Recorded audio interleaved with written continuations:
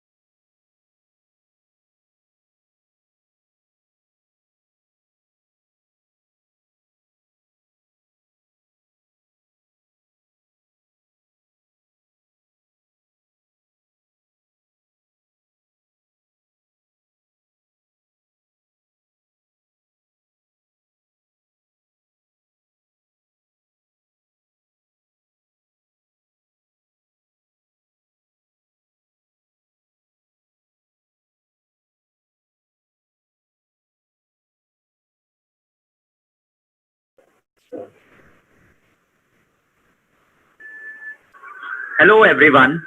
A very warm good afternoon to one and all present here.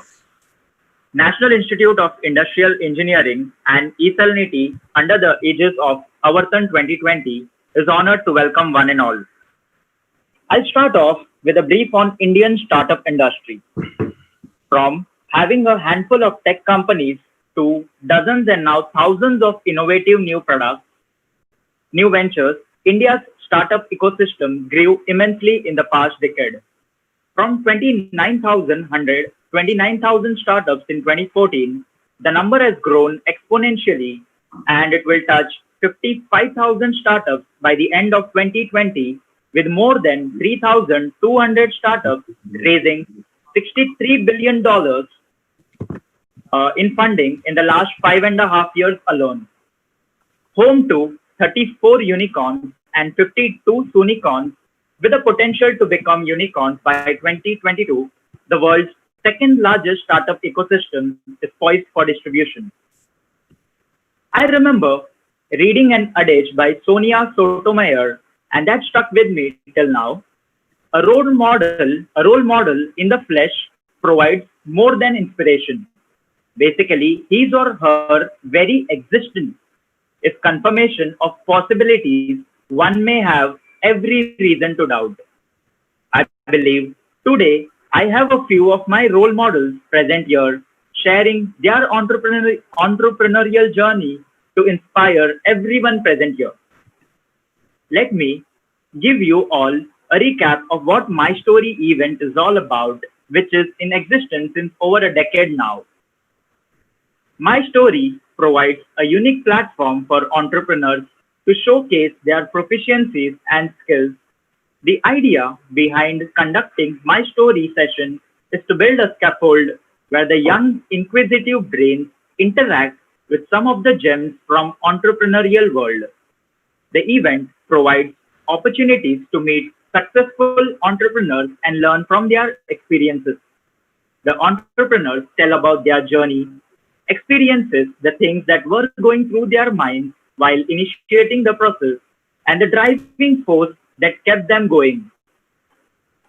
So, without much ado, let me start with the introduction of the three amazing founders that will be sharing their entrepreneurial journey today.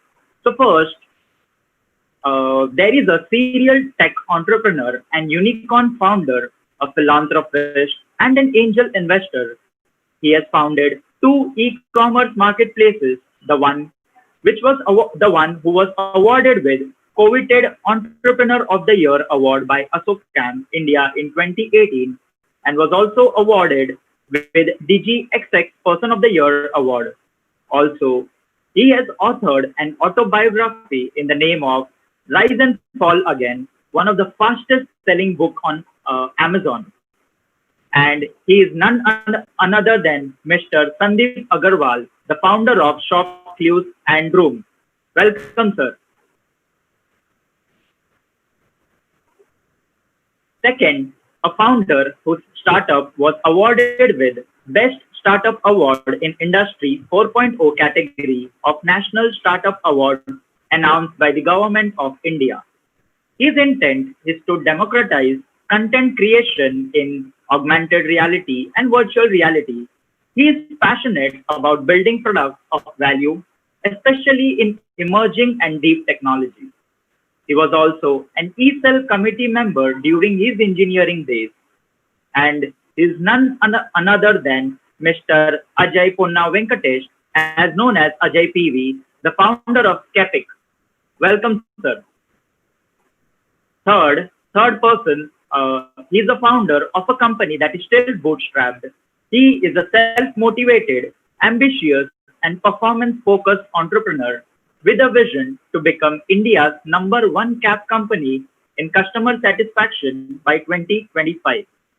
He started with one cab which he used to drive himself in the city of Ahmedabad, Gujarat in 2016, and in a span of 4 years, the company has more than 680 cabs and service available across 29 cities in India and rapidly expanding.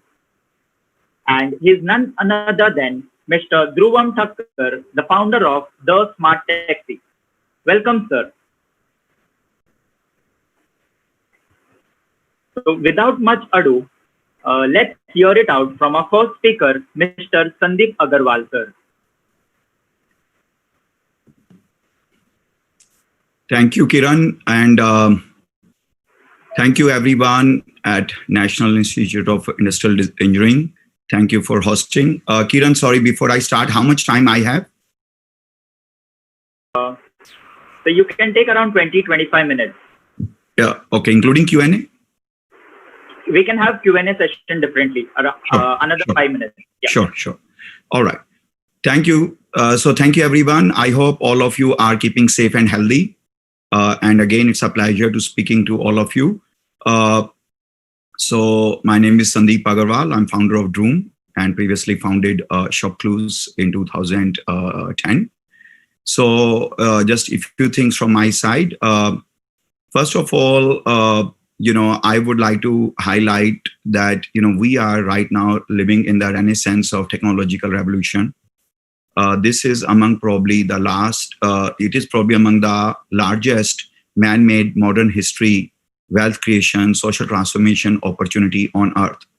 In 1750, industrial revolution started in Europe, which caused a massive tilt of wealth from east to west. Discovering of a large gold reserve in California resulted into fueling US growth and creation of almighty US dollar. Then series of industrial led innovation and digital economy in India, especially in last 10 years. In my view, these are some of the largest man-made modern history opportunities, and all of us should feel very fortunate that we are at our prime time during this era, during this time. This opportunity, in my view, is equally available to everyone, and no longer it is limited to someone with a special special last name or a privileged background or any particular education background, or it is not necessary that you were born with a silver spoon in your mouth. So this is really the democratization of the entrepreneurship, which in my view, India has really not seen. And first time engineering-led career, product-led career, platform-led career, and career which are built on cerebral thinking and scalable, repeatable, geography-agnostic businesses are coming up. So I hope each one of you find way to be part of this eventually. In terms of just to give you perspective, US has already created over 10 million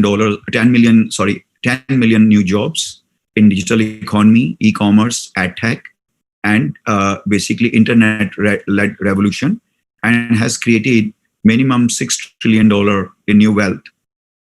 China has already created 2 trillion new wealth, maybe 25 million new jobs. India has already created 150 billion in new wealth, all in last 10 years, maybe 2 million jobs, and it's growing very rapidly, probably much faster than China and USA right now. So, the people who led this revolution had three things common. They all came from a middle-class family. They all had education as an emphasis while growing up, and they all dared to try. So this is a very common thing, which was never the case. So, why I'm highlighting is because, in my view, India will go for a massive, this is just a beginning of a longer term secular trend. India can create $500 billion in new wealth. Most of it will be created by first generation entrepreneurs with innovation and passion, energy, and conviction and confidence parallel to none. This India can be a $1 trillion digital economy in next 1 decade. So this is a very, very massive opportunity, and I hope all of you participate. And allow me to just walk you through, as the topic says, my journey, so that I can link it to for you how I have participated in this and how each one of you have equal chance to participate. So I was born and raised in Chandigarh. I had, while growing up, more focus on sports, I was very athletic, very outdoor versus on academic, and grew up part in Chandigarh and different. My father worked for government, so every 3 years we'll transfer and will go to a smaller town in Haryana where he was posted. Then I ended up doing my undergraduate from Kurukshetra University and did my master's from Indore. And then in my mid-20s, I went to US for my MBA. I was very fortunate to go to one of the top-ranked business school. That time, .com boom was at its peak. AOL was a very big company. They acquired a very large old company called Time Warner in $160 billion market cap. Companies like Yahoo, eBay, Amazon, their stock price will double. And people knew that probably in last 200, 300 years, the biggest thing ever happened is the internet. I was very, very excited to be participating in that. I became a research assistant with my professor of marketing and wrote our first ever internet course because internet that time was 5-year-old and academia could not ignore it anymore. And they were finding ways how they can make it part of our academics. So I became a research assistant. I was very fresh on board from India, knew very little about America, about Silicon Valley, but I was extremely fascinated. I started connecting dots, learned my way, and ended up joining Charles Schwab, the world's largest online stock brokering firm based out of Silicon Valley. Worked there for a few years and learned a lot about internet very, very deeply. And during that time, I saw 9/11 happening, and I saw .com boom turning into bust.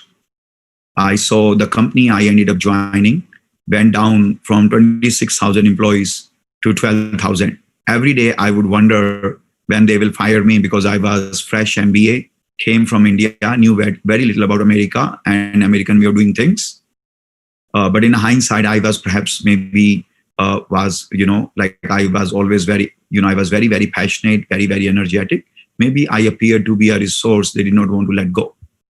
So I was very lucky, but every day I'll be honest with you, after creating a $250,000 student loan, giving 2 years life, when I thought it's my turn to now encash .com boom, I was in Silicon Valley. I got hired part of the boom, but the bust happened. Anyhow, I survived, ended up joining 3 years later, Microsoft, had a wonderful time, had an opportunity to work actually with senior leadership team, including Bill Gates, Steve Ballmer, and all other leaders there. So there I learned a lot about large technology company, which is truly global, operating in 100 years, how the senior leaders work, how even a single slide can take 200 people and 3 months to create, and how attention to detail, good quality, all those. So it was very, very fascinating. Then I ended up joining Wall Street as a Wall Street analyst covering global internet sector. So I covered companies like Google, Amazon, eBay, Netflix, Expedia, Priceline, Facebook, LinkedIn, Microsoft. And I was the only analyst who covered both Google and Microsoft as a research analyst. At its peak, I was ranked among the top internet analysts in the world, the first analyst to downgrade Google from buy to hold, and many other good stock calls. In 2010, Make My Trip went public. And I thought internet was 17-year-old, but there is something now started to happen in India. For all practical purpose, the word I saw sitting in Silicon Valley, India internet revolution had never happened until that. I thought that there's an online travel company getting listed on NASDAQ. Maybe now time has come where India has now hit the tipping point.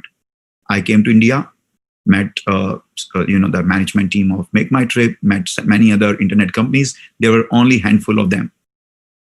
And then I realized that retail is a very big industry. Almost every internet e-commerce company was inventory-led model. They'll buy something for 10, sell for 12. And if they are unable to sell, they take inventory risk. And I said, internet, you can do more than that. Buying and selling something is something which people have done for 3,000 years without internet too. So I reached to a stage where I thought the Walmart of India as a metaphor. The Walmart of India is not going to be Walmart Corporation. It's going to be an online company. And that online company will very likely be a marketplace rather than inventory-led model. And 100% of the Indian e-commerce companies that were inventory-led model. There was no concept of marketplace. eBay was a very bad asset operating eBay India, pumping in and wasting a lot of money. But that was it. So I ended up, so on my way back, when I was visiting India to write the research report, I thought India internet has now arrived and e-commerce perhaps will work and many other internet businesses will work. I used to get paid $1 million as an internet analyst. I used to be top ranked and I was on TV from CNBC, Fox News, coming and talking on TV, sharing same TV, same channel, same slot, along with President Barack Obama giving update on Iraq war. I'm giving update on Google earning. So it was very, very rewarding career. But on the way back from Delhi back to my home in Silicon Valley, I thought the regret of not participating in this digital revolution of India will be bigger than anything I give up. So first time in my life, I basically, a career which I had gone through all and ups and downs, built with a lot of hard work, blood and sweat. I resigned from that, took first time one-way ticket back to India and moved here where I did not even spend majority of my adult life. So after 15 years in Silicon Valley and USA, I came back, started ShopClues as a 35th entrant. While in 4 years later, I'm sure all of you know, we became the 5th ever unicorn in India. But 31 VCs rejected ShopClues and me. In spite of me having very good credentials, a very famous Wall Street analyst, and knew internet really well. 31 VCs, they said, no, India is not ready for marketplace. Second, why would you move from Silicon Valley and you make so much money? Why would you move to this country? And anyhow, I ended up creating ShopClues. We were 35th entrant. We were the only company which had a least amount of money raised from venture capitalists. I had raised 1.95 million from 15 of my friends. We started our venture. Within 6 months, we reached to the 4th level. Within 1 year, we were among the top 3. And we established the concept of marketplace, which was rejected by majority of the extremely intelligent and capable VCs. So we had arrived. We had arrived in a good way. And 3 years later, when I knew that ShopClues is absolutely going to be a unicorn and also going to go for a public issue, I was visiting US for my regular 6 months travel, vacation with my family.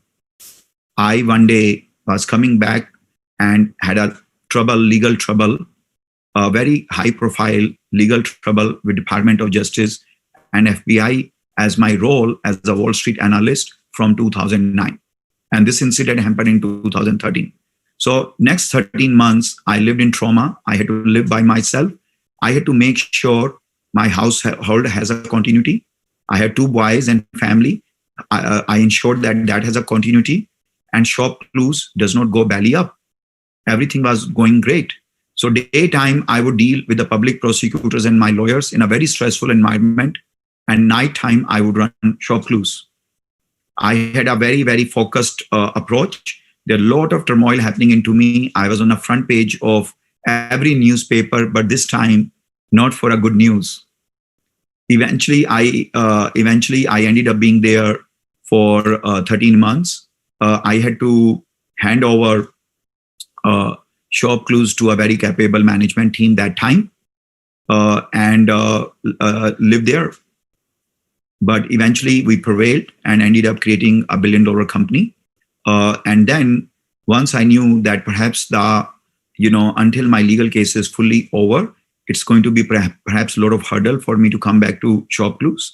And there were a couple of some water under the bridge. So I decided to be the king of my own hill. And in 2014, I started Droom. I must say first 1 year, while I had no formal role in ShopClues, I did overlap in terms of running Droom as full-time and giving my strategy, vision, direction, and views to the management team. We did well, company shaped up.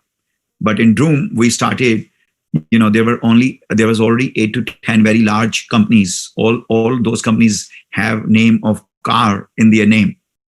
Some of them were very largely deeply funded, a lot of brand name, etc.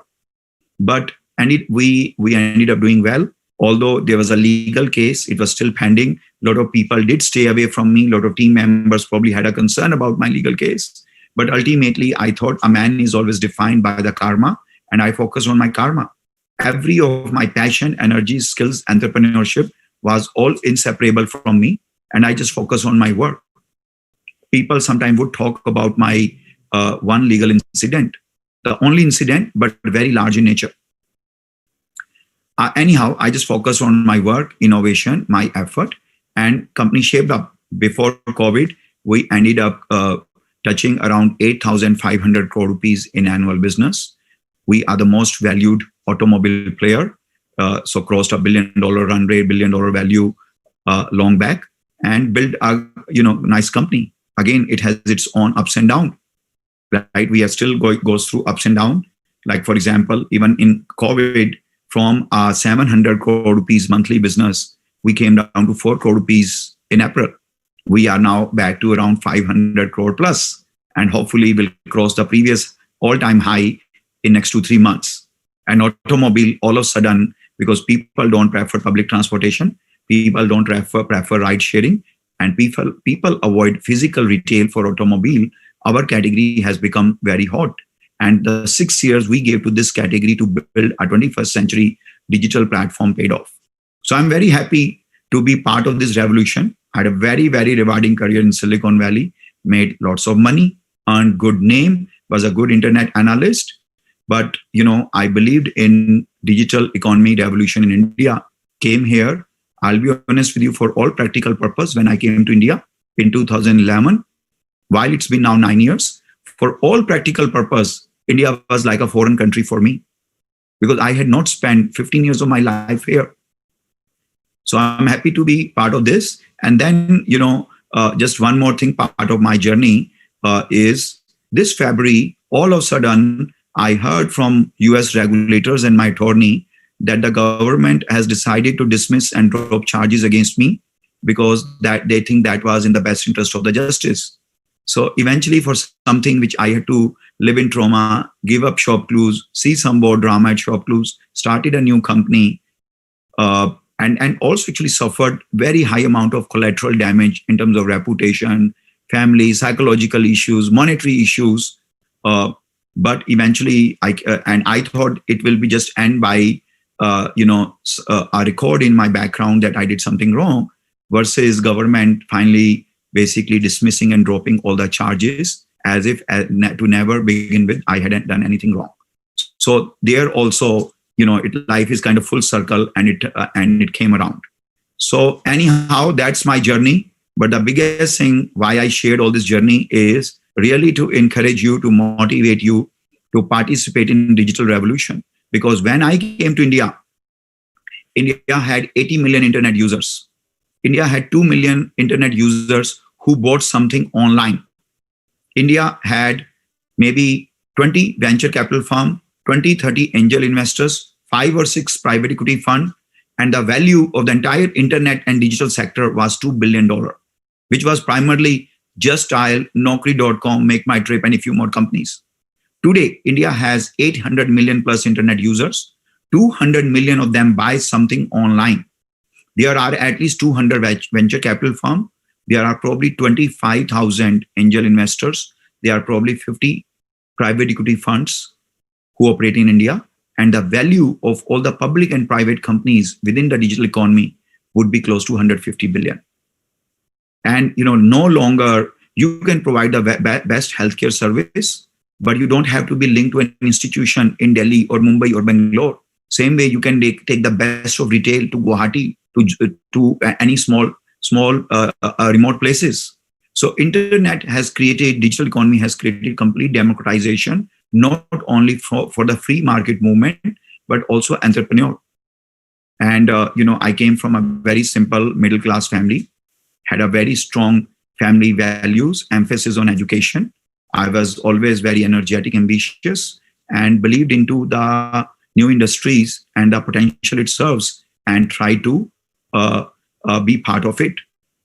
I was very fortunate to be part of that at Silicon Valley, boom and bust, and very, very happy to be part of this for the last 9 years in India.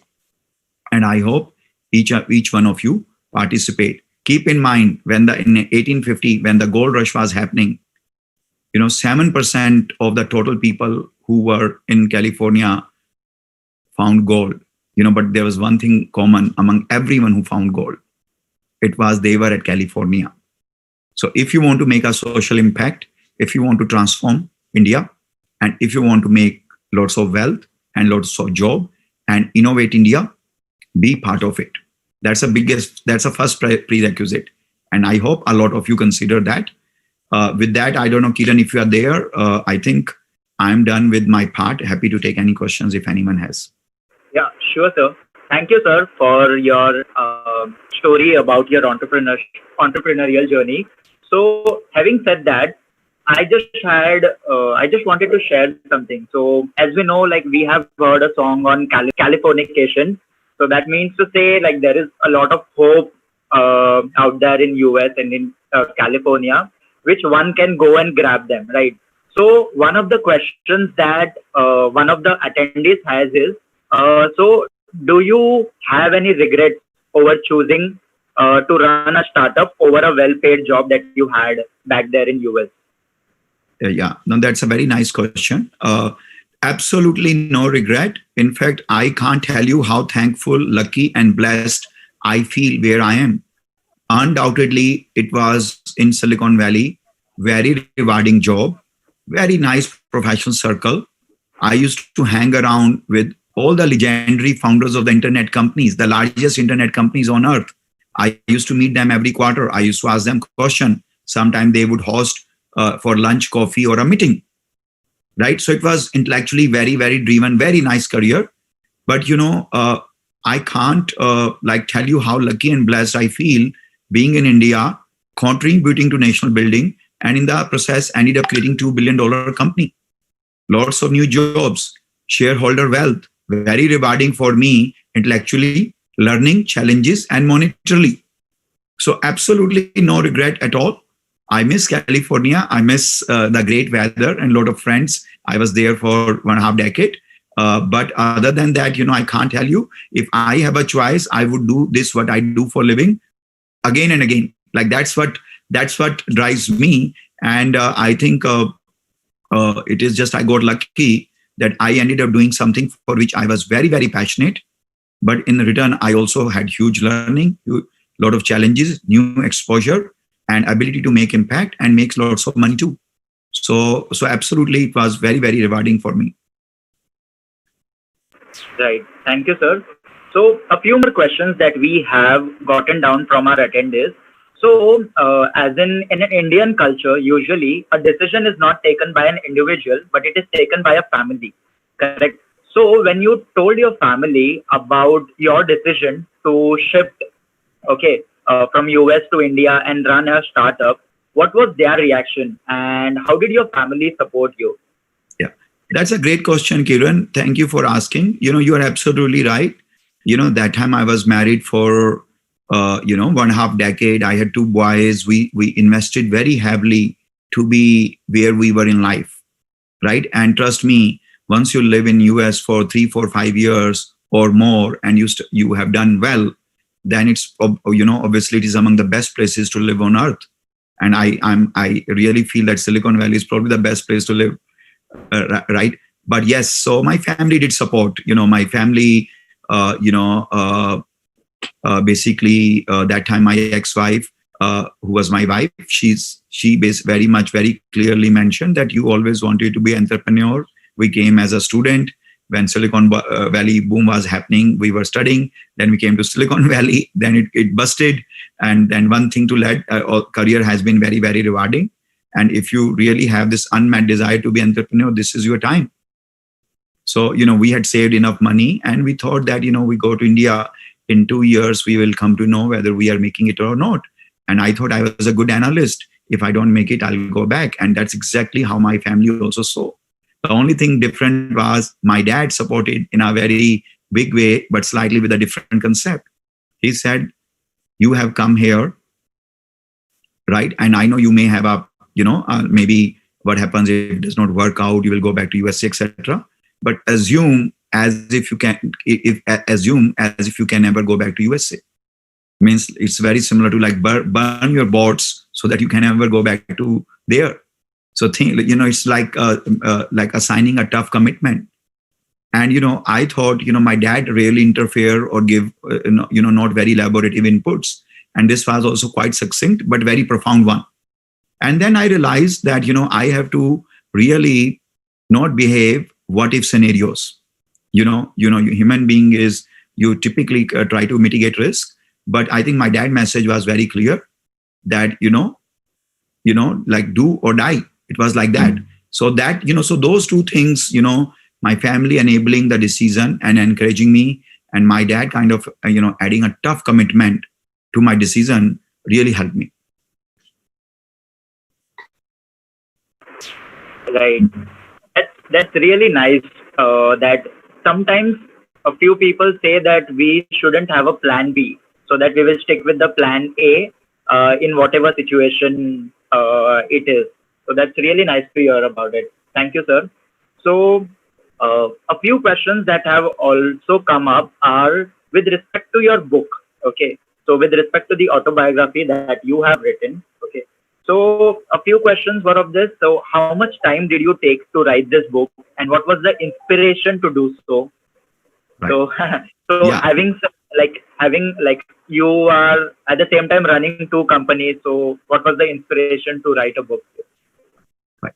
Yeah. So, so on the first part, I think while, I started working on the book way back in 2016. So you can say almost took me three and a half years. But in terms of time, you are right. I mean, because of many other commitment, I think time-wise, I can't quantify, but, definitely hundreds and hundreds of hours. But yes, on and off, I would work for last 3.5 years. Sometime, let's say a next round of funding is happening, I'm traveling too much, or a large project is happening, some big initiative is coming up, a large ad campaign coming up or something. So that time the book will take a back seat. Sometime I did not work for sometime even for five months. But yes, 3.5 years I worked on it. And honestly, primary motivation for writing this was not to pat my own back, but to give people what I shared with you today, that a very simple, very, very unassuming, very simple background. My father worked with government. We were two brothers and sisters. I was the youngest one, not academically gifted or the A student from the beginning. But eventually one thing led to another.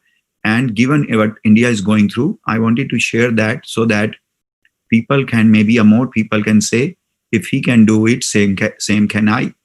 And if this book can even inspire 10 people, I would feel very lucky that it did work. So that was a primary reason. I have pretty much shared. My life has already a lot public, more than anyone would like to have. But, I had a sole reason to really motivate youth of India, because the journey for the last 1 decade of entrepreneurship and what led it to for me to do that. And, just sharing the glimpses of my family and my upbringing, which is very similar to 85% of India. So, so through my story, idea was to really encourage more people to become entrepreneur. Someone may be 19-year-old, someone may be working in a cushy job in a multinational in India, or someone somewhere in between, or maybe even someone in his 50. In Israel, 50% of the entrepreneurs start after they are 50-year-old, right? So I wanted to just take all these messages because I feel there's a gold rush, there's an industrial revolution in India, which is our digital economy revolution. And I would love to see thousands and thousands of people participate in it. Wow. Thank you. So we have a few questions from the attendees who would like to speak for themselves. Okay. So next up, we have Shubham Shah, who has a question in his mind. Shubham? Yes. Thank you, Kiran. Yeah. Am I audible? Yes, Shubham. Yeah. Thank you, sir, for coming to NITIE. My question is, what's ahead for you now? What is the next venture you may be looking towards? Yeah. So, Shubham, thank you for the question and warm welcome. So, Shubham, I'm actually, when I did ShopClues, I was first time entrepreneur. So, you keep on learning. We were 4 or 5 years ahead versus anyone else. As you know, there was no marketplace. Flipkart was not marketplace. Snapdeal was no marketplace. There was no Amazon India, right? So we were way ahead of it. And it was a marketplace with 2-3 other additional services, which made it managed marketplace. But in Droom, because I had already evolved as an entrepreneur, had already one large venture under my belt, what I have done is Droom is a series of innovation. And it's also much tougher category versus e-tailing. Bringing car online in a low trust market like India is not an easy job. So we have been building entire ecosystem, like for example, Orange Book Value for pricing, Eco for inspection, History for vehicle historical record, NBFC and vehicle discovery engine. So I'll be honest with you, while it is Droom and a large company, fairly and long way to go, but every 6-8 months, we create one major part of the ecosystem, which becomes very important. So right now, we are working on set of algorithms and lot of other cool innovations so that we can basically harness our platform in a more engaging manner for buyer and seller. And all of a sudden, there's a flood of traffic which has now moved internet looking for automobile. So we are investing for that. But there's no other new venture for me. It is a series of large size innovation within Droom, which it can unleash the value. See, in my view, the way I said the Walmart of India is not going to be Walmart Corporation, but an online company, and that online company is going to be marketplace for ShopClues. Same way, I think at Droom, in next 5 years, unless we make series of stupid mistakes and or are unlucky, right? We can be bigger than 80% of the OEMs who are very large brands and who have been operating and building vehicles for last 50 to 100 years. We can be even bigger than that because with the use of technology, low cost structure and very repeatable, scalable business, we can make a lot of money. So we have only scratched the surface, but I'll be honest with you, I want to just retire from Droom and I have no plan to retire anytime soon, but only bringing series of innovations within this company.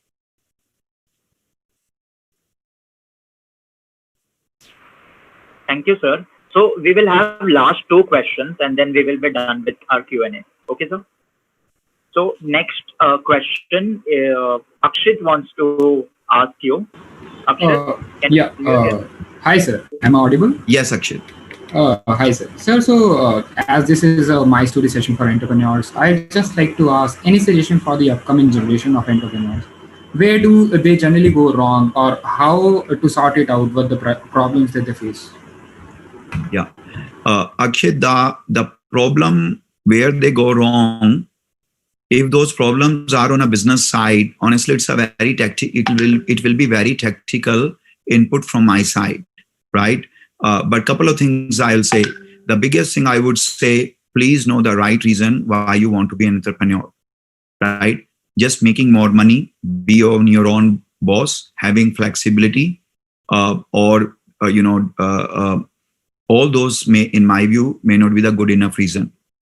If you reach to a stage where you think that regret of not doing something is bigger than anything you give up, that should be the reason why you become entrepreneur. And when you become entrepreneur, keep in mind, nothing will be straight line. You will have ups and downs. Anything which can go wrong will go wrong. Murphy law can be on its steroid. 3 things on a business side are very, very tough. One is raising capital. Does not matter whether you may be making next Google, next Amazon, next Facebook, but raising money is always difficult. Second is teaming up with the right people, right? Any startup for the first 3-5 years is all about people, their chemistry, commitment, capability, capacity, character, craving, etc. So teaming up with the right people is very, very important. Next one is, like we all are born with all the organs. And as we grow older and older, we know how to use them, which organ to use, how.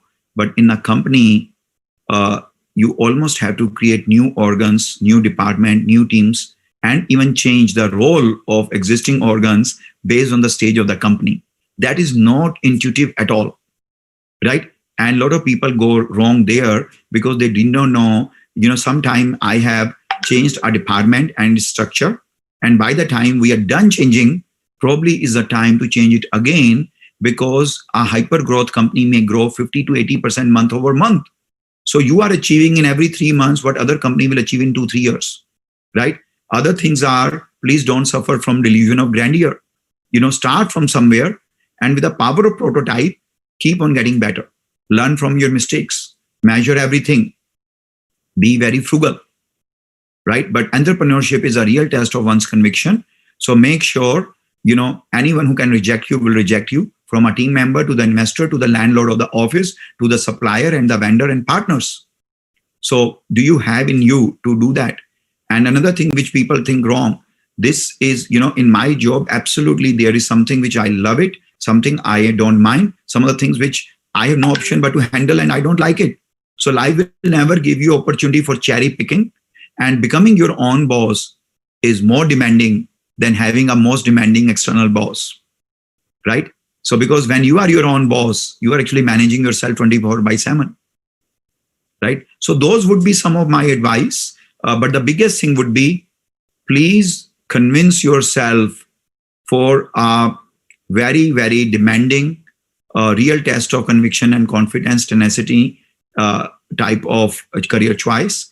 And once you have convinced yourself, I think raising money, teaming up, organization structure, all possible rejections, ups and downs, will be part and parcel of what you do, right? So long as you don't have, you over-promise and under-deliver, or you have these unrealistic expectations, then it will break you. Otherwise, if you know that, hope for best, prepare for worst, then I think you can make it.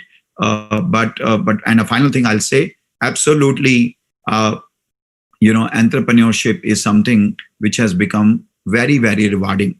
And it is two ways. One is you start something or be part of early stage of a company, or you just work in entrepreneurship way, whether you are working with a large bank or a startup company or in a mid-level, senior level, junior level. Just have entrepreneurial way. That is basically taking full sense of ownership, doing everything with passion and energy, learning from your mistakes, getting better, right? And that's how you unleash your true potential.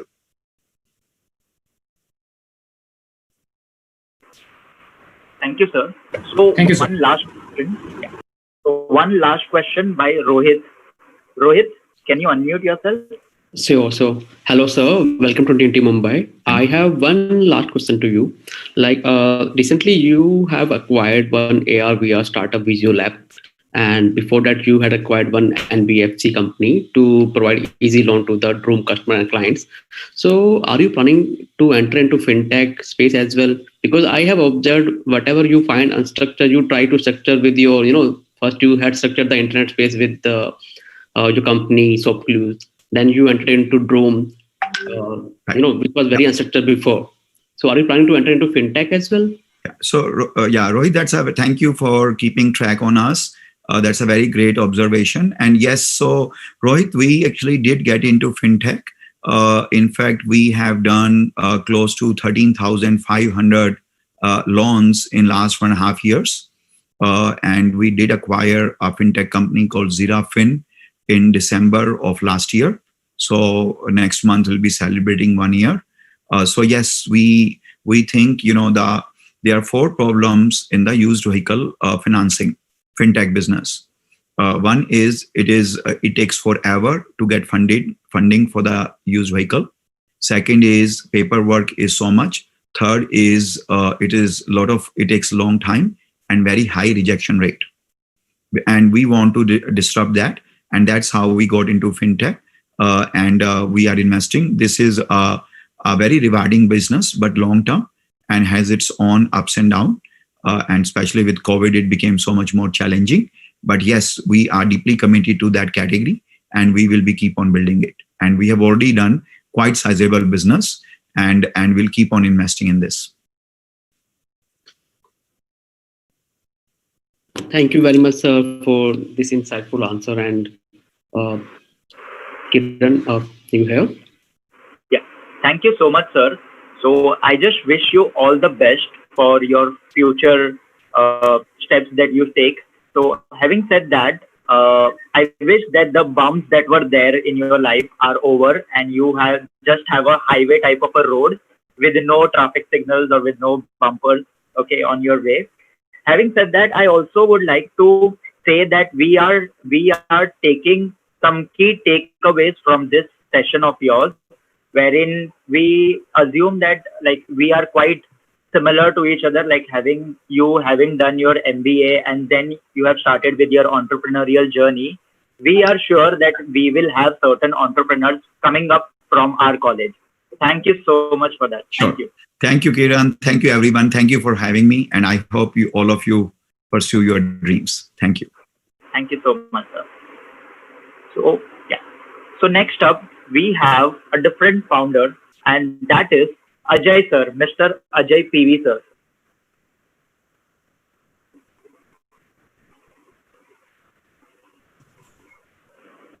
Hi everyone, Ajay here. Thank you so much.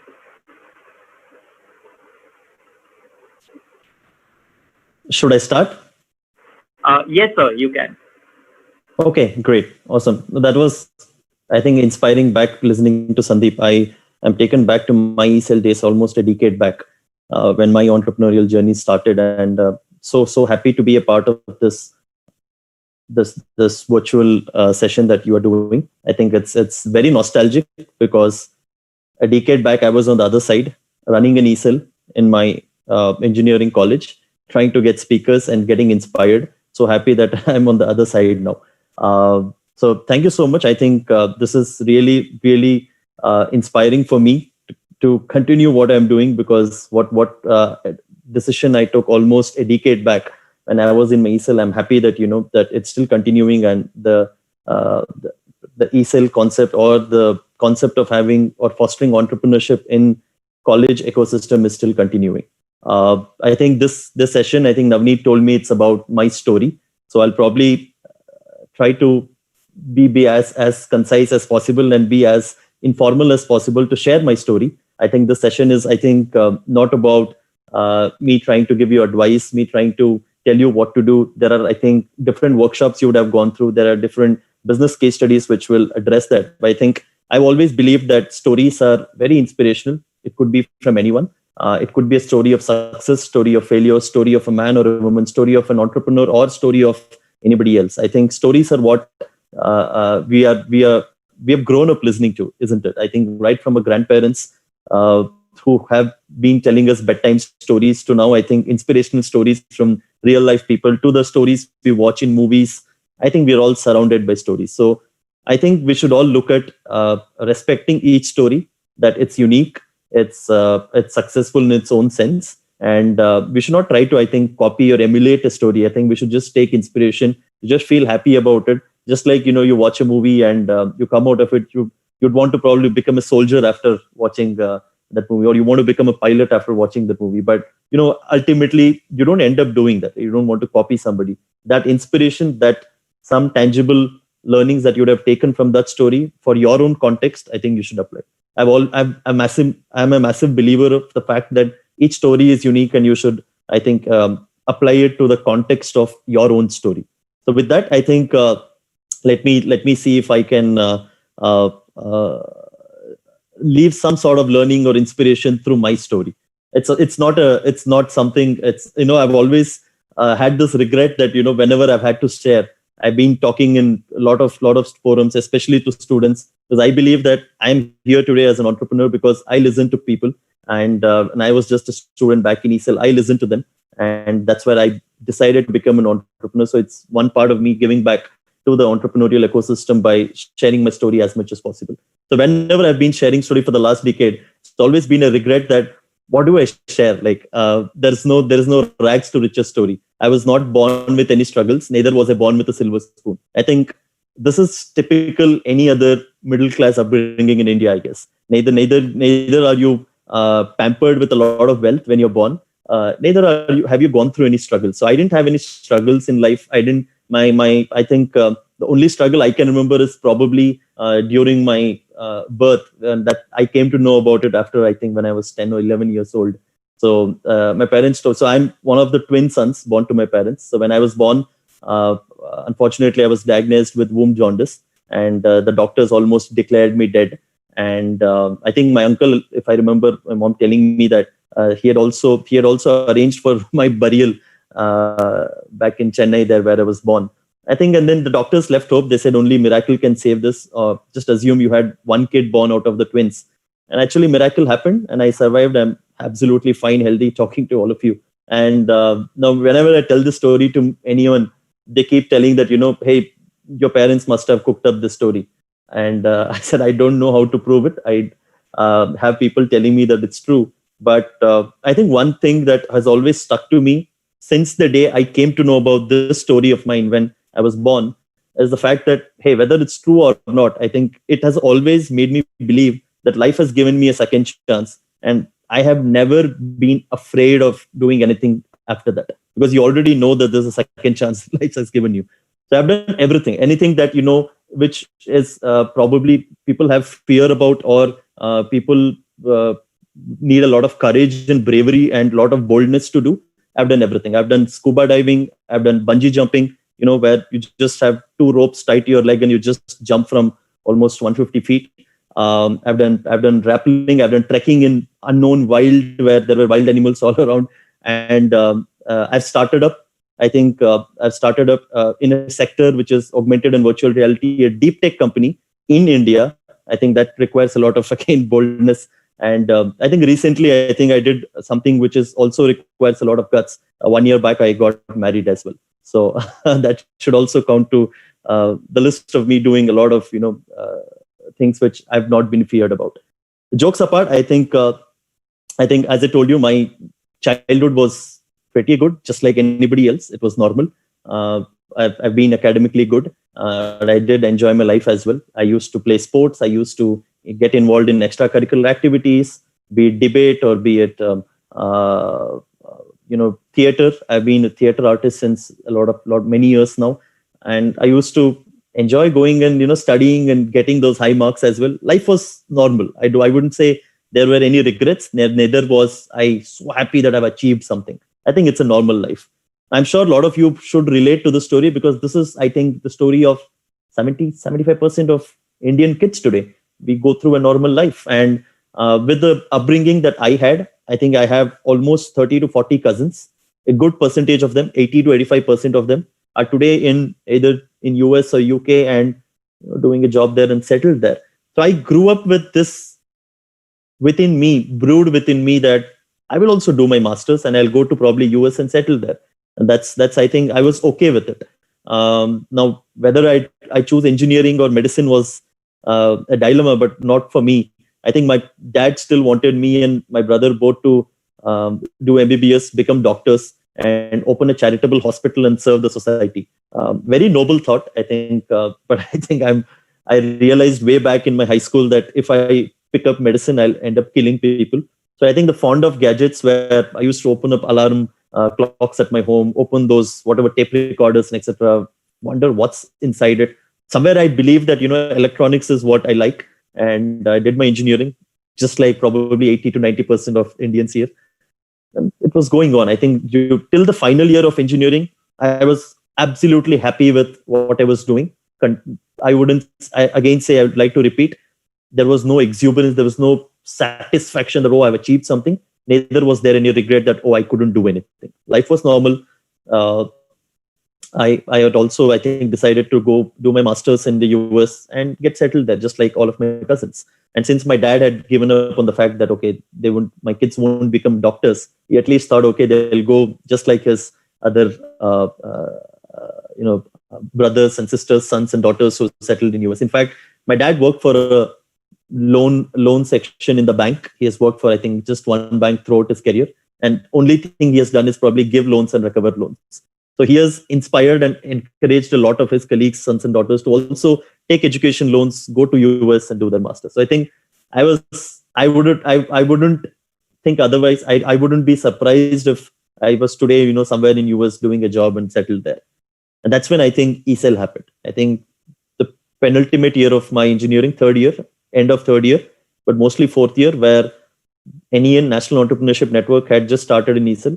I was very much into extracurricular activities. So I thought, what is this? I didn't even know how to pronounce entrepreneurship or entrepreneurship at that point. I didn't even know how do you even spell it. And I just went into a session because they said this is some cool thing that's happening. And I think one thing added up to another, and we just started in E-Cell there at my college. And that 1 year, last year of my engineering, I think changed the entire trajectory of my career. From learning what is entrepreneurship to actually going through theoretical aspects of it, through the workshops, through the case studies, through the activities, and listening to people and seeing actually people create startups and creating, I think, or starting a couple of campus ventures of my own. They're small ones, like, a chocolate making company, a web design company. I think it was an enriching journey. The vacuum within me, the void within me, I think was filled at that point of time. I realized finally that this is what I think I was looking forward for, and this is what I think I should be doing. I never aspired to become an entrepreneur, very simply because I didn't know what it meant. Nobody in my family, even today, we have a big family. My dad has 4 brothers, 5 sisters, a huge family of 100 plus people in the first, second degree relatives. None of them is a businessman, not a single person. Everybody is either a doctor or an engineer or bank or LIC or something, but nobody is absolutely even remotely associated with business. But now here is a guy who stands up to his dad and says, hey, I'm not going to go to US. Rather, I want to try my own business. And I felt myself a little weird about it because I didn't know what to start. So I worked in Cisco for almost 5 years. I joined the research team there. It was, I think, a great journey, the place where I think I lived my tech life to the fullest. I was a part of a very small research team reporting directly to the office of the CTO in the video domain. So our team was responsible for coming up with research projects or initiatives which Cisco video team would adopt 2 years, 3 years down the line.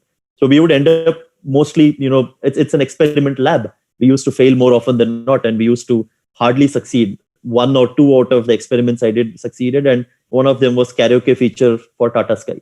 So that was a feature which me and my team conceptualized, developed it, and that went live later. But great learning again. Again, I would say there was no regret there because I was getting the promotions and hike and the kind of job as well. It was not a monotonous, just coding job. It was an amazing job.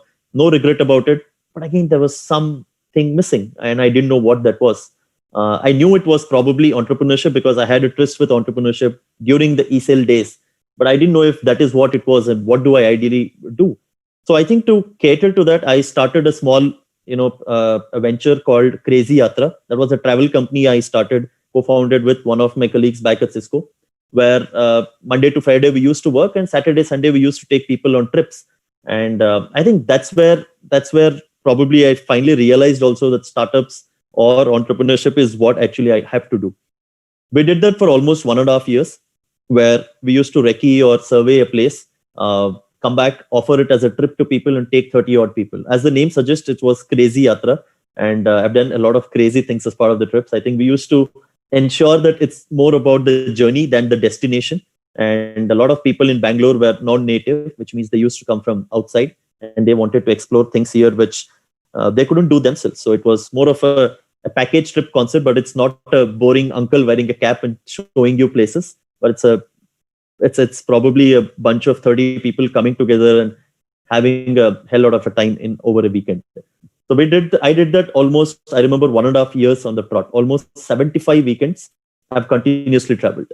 Monday to Friday, Cisco, Friday evening or night, catch a bus, catch a train, or take a taxi and go somewhere, do a recce, come back on Monday morning, back to work.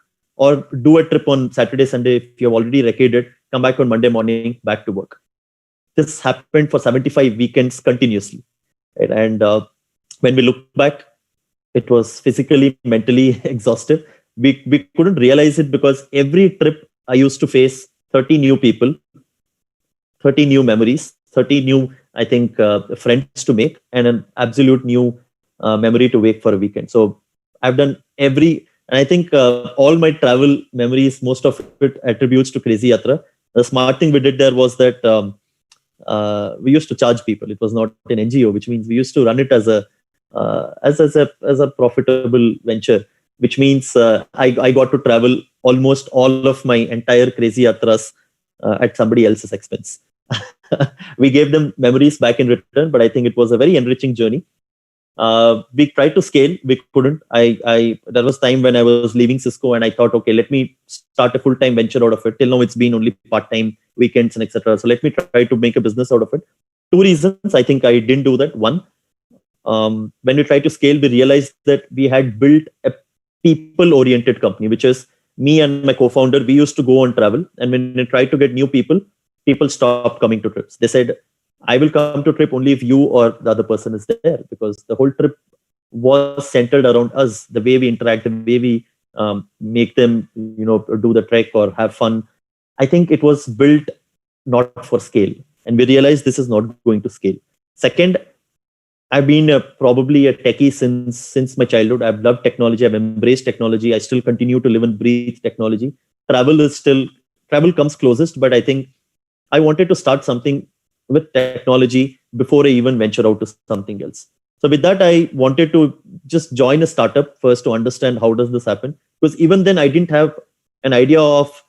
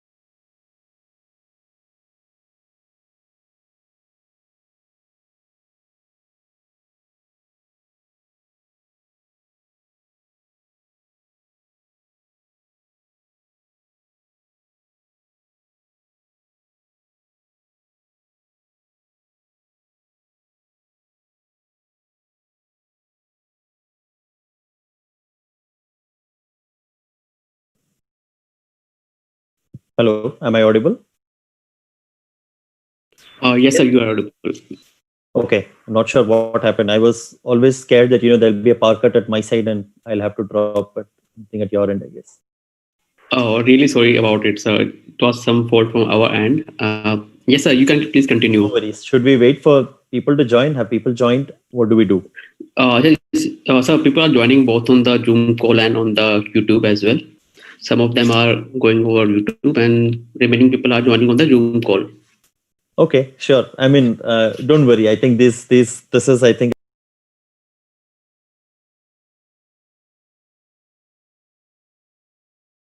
11 years back almost, when we were doing the NEN, I think E-Week or something like that. We were, I think, doing 250 events at that point of time. And one of the, I think, events was we were planning a career counseling session for students, right? High school and pre-engineering, pre-graduate students. And I had asked one of my team members to take care of it. And we had invited the head of, I think, the Tourism Institute in Mysore there. It was a very famous and reputed person. There's a, very famous tourism institute in Mysore where people graduate on tourism related courses. And he had come, the head of the tourism institute had come, I think, to give a career talk to people on where are opportunities with respect to career options in travel, tourism and travel industry. And I think it was around sometime in the afternoon, and that person came, and this one of the e-leaders who was supposed to be in charge of that, calls me urgently and says, Ajay, there is a small problem. I said, what is the problem? He said, there are no people for the talk because people are just distributed and so many events happening. So he's here, but there are no people. So I just called one more person. I said, I don't know what you will do. You'll have to just bring people, put them into the hall, and take care of it, because I was handling something else at that point of time. And I don't know. I think what happened after that was disaster. I get a call after around 2 hours from the Tourism Institute head, calling me and telling me that he will go to the press now and completely ask our entire E-Cell or the student body to be blacklisted because we insulted him. I didn't know what happened, and I said, please give me 5 minutes. I'll check what happened and call you back. And when I'm calling these guys, none of them are picking up. And I go back to that other building where the event was happening, and I finally find them and ask them, what happened? Why is this person calling me and very angry about it? They said, actually, Ajay, we couldn't find anybody. So they actually there was another event going on, which is a drawing competition for first grade and second standard students. So that drawing competition had just got over, and I think my colleagues back in E-Cell there, they got, I think, hundreds of first standard and second standard kids, filled them into a room, and asked this Tourism Institute guy to talk about career counseling on tourism and travel for first grade students. So this is really funny, I mean, I can't stop laughing when I think about it. I was fuming at that point, like, why would you ever do that? He said, Ajay, you just told me do whatever you want, fill the room with people, and we had to fill it. So I can understand. It's not. I know it's 10 years since that happened, but I'm not too old yet. I can imagine that it takes a lot of grit and determination and a lot of background work to pull off such an event. I'm happy, as I told, that the concept of e-sales and fostering entrepreneurship right within the ecosystem is still continuing. And keep it up. Don't worry about these small issues. I think these are just bruises where you will just laugh about after some years. At that time, imagine there is somebody who is threatening to go to press and blacklisting us, and today I'm laughing about it. I think that's what life is. I think it applies to anywhere else in standard. When you are in the very sticky situation, it becomes very difficult for you. But how effortlessly you maintain your calm and composure, you're able to not think from your emotions, but think from your brain, even at that moment, is what I think will decide what will happen. So I'll reserve my what we did, how did I convince and pataufy that person to not go to press, and how he happens to be one of a good friends of mine is something I'll probably reserve to some other day. Continuing from where I left, after my Cisco, as I told you, after the journey at Cisco, I decided to not continue Crazy Yatra for the reasons I told. And I wanted to explore technology entrepreneurship. I didn't know what to do then, but his whole concept of augmented reality and virtual reality was introduced to me by some senior at Cisco who said his friends have started a AR VR company in USA. It's called Grid Raster. And they said, why don't you just give it a try? They're looking for somebody to join start their development team here in India and build an entire engineering team. I'll be honest, I had no clue what augmented and virtual reality was at that point of time. It was very new as a concept. India mein to nobody even had a clue about it. It sounded very fancy to me. And the fact that it was a startup in a tech domain, US based, I'll be in India doing something very cool. I think that inspired me. And I said, okay, let me take this opportunity and see how it goes. I was still double-minded when I think my manager back at Cisco helped me take the decision easily. He said, Ajay, I'm married now. I have kids. I know you are very, very, aspirational. If at all you want to go live your dreams, this is your time, because abhi hum kuch nahi kar sakte. After you reach a certain point of your life, it's very difficult. I wouldn't say impossible, because there are a lot of case studies where you can do it. Age is not a bar, but it just becomes difficult because you're surrounded by so many liabilities and responsibilities around you. He said, Ajay, this is the right time to try something like this. Go and try. If it doesn't work, I'll take you back at Cisco. So what better opportunity for me, right? I think that helped me go. And from there, I think it's been 5 years. There's no looking back. I started as the first developer for this AR VR company called Grid Raster, as I told you. From writing the first lines of code to building, I think, a huge cloud platform which enables any high fidelity AR, VR content to be streamed on a mobile phone effortlessly. I think that's the technology we built there. We started with virtual reality. I think with the acquisition of Oculus by Facebook, VR was very much hyped at that point of time. We moved to AR at the later part as well. 2.5 years almost, I think I spent amazing time building code, building the product, building the team here. The company raised $2 million back in US as funding. I think that was a very, very enriching journey for me as in terms of career, where I learned a lot. And I think at the end of my journey at Gridmaster, I realized that this is what I want to do, because every decade we have seen a paradigm shift in the way we have interacted with computing devices, isn't it? It started with, I think, bulky mainframes in 1950s, and then desktop computers, and then laptops and smartphones. What next? I think every decade there has been this new device, new embedded platform, which has come and changed the way we interact with computers and the world around us. I think smartphones are going to be extinct in not 1 or 2 years, but definitely in the next 4 or 5 years, maybe. The smartphones will take a form of a wearable, what Apple is rumored to be building, which is called an augmented reality glass. We have seen Google Glass. Google Glass, don't get confused. It's not an AR glass. It's just a HUD display on a spectacle. But I think that's where the devices computing devices are moving towards. We will not hold a phone and start looking at things, whereas we'll actually wear something as an AR or a VR headset and start looking at a complete alternate world around us. That excites me, because that reality is still yet to happen. And this is something which inspired me to start Scapic around 3 years back, for 2 reasons. I think since the day I've known about entrepreneurship, I've always had this question, curiosity, and regret that why is India always looked at as a great entrepreneurial ecosystem for only B2C companies? Now, any big company you see here which is made big is a B2C, because India is a huge consumer market. 100 crore plus population. Where will you get such a market with a good potential to pay?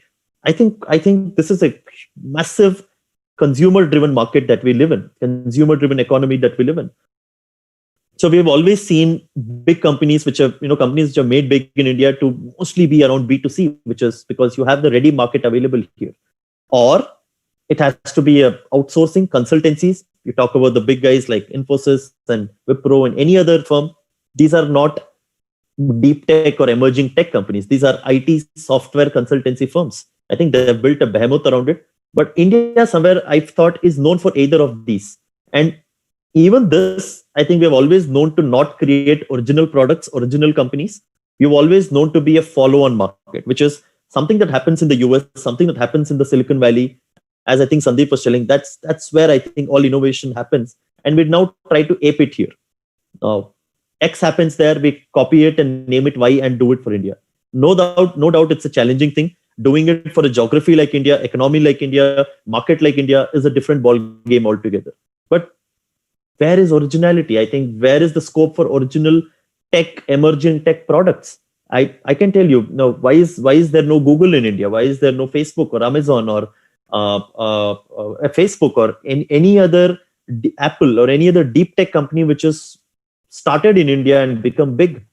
Now, there are a few examples which are, I think, trying to prove this wrong, which is, companies like InMobi or companies like Postman. These are companies which are built in India, or even Freshworks, Zoho. These are all products which are built in India, tech products built in India, built for the world.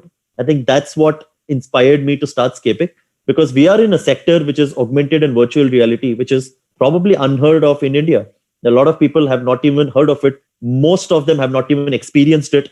Now we are talking about building a company here. I think it still requires me a lot of guts to continue this, because we're not in an economy like US where such things are normal. In India, you either do something which makes revenue, which makes money, although it's loss making, you need to show revenues like building a consumer company, or you do services. Right now, product-based companies making a lot of money, I think there are only a handful of them. And we wanted to ride that way with AR and VR. We didn't want India to be a follow-on market for this technology, at least. I can only talk for the technology I'm aware of. And we wanted to own this space in India and say, we are going to stamp our authority to the entire world being here in India. The Scapic, I think, it's a journey which is still at its young stage. We have achieved a lot, but I think it's safe to say that we need to still put our heads down, work to ensure that we create bigger impact and bigger value out of it, which the entire world looks up to see to us. Scapic is a cloud platform which helps brands and businesses create and distribute immersive experiences, which is AR, VR, 3D, all on the cloud.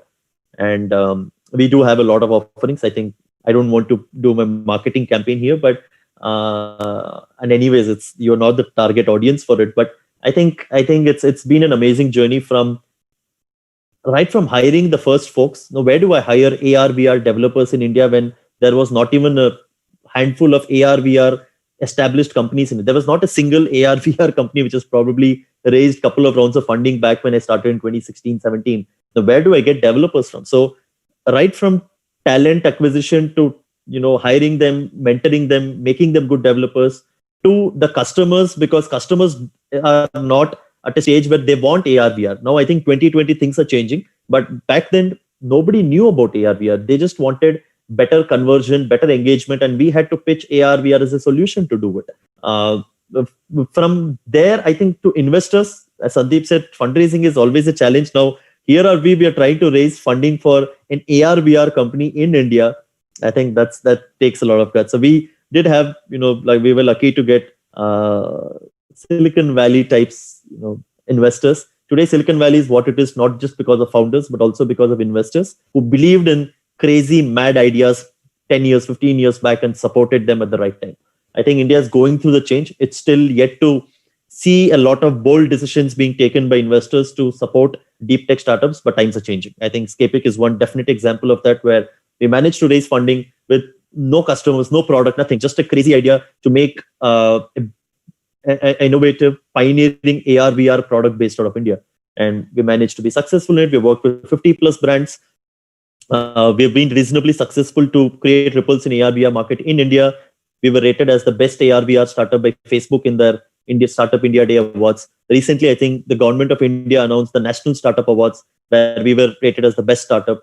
Your Story's Tech 30, the top Tech 30 companies in India. NASSCOM's Emerging 50 companies in India. I think I can go on and on. The list is on. We're proud about the awards we have won. But I think what gives us more pride is not the awards, not anything else, but the fact that we're able to create a deep tech, emerging tech product based out of India, which is built for across the globe. We have customers, we've started to look at customers beyond India now. We have customers from US, UK, France, Greece, Australia, and I think we are, as I told, we are still toddlers. We are yet to grow a lot. The AR, VR industry itself is huge, has got huge potential. The industry itself has not scratched its surface yet. It, I think, will take a lot of momentum when Apple will launch hopefully its AR glasses. Now, I think when I talk about all this to my parents, they don't even understand. When I talk about this to my family and friends, most of them don't understand, because what is AR, what is VR? I think that's the industry we are. We are way ahead of the market, but we are very much competing with US market. We don't want India to lag behind in AR, VR. We don't want India to be 5 years delayed. After everything happens in US, we try to copy it. That's not what we wanted to. Whether we succeed in this journey, whether we fail, is time has to answer it. But we are very happy as a team of, I think, 17 people. It's a young team. The average age of the team is around 23, 24 here. I'm a little older. I break the average.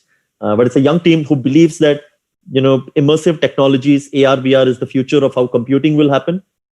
Deep tech products from India should dominate the world. And we all carry the same vision, same conviction, same passion. And we're on our way to do that. We are up to something big. I cannot announce it at this stage because I'm not allowed to. But hopefully, please, stay tuned in, keep watching for us. We are up to something big, and announcement should happen very soon. I think that's my journey. I'd like to end by telling that, the story is not over yet. The story has just started. All I wanted to convey to you through my story is, it's just another story, just like you.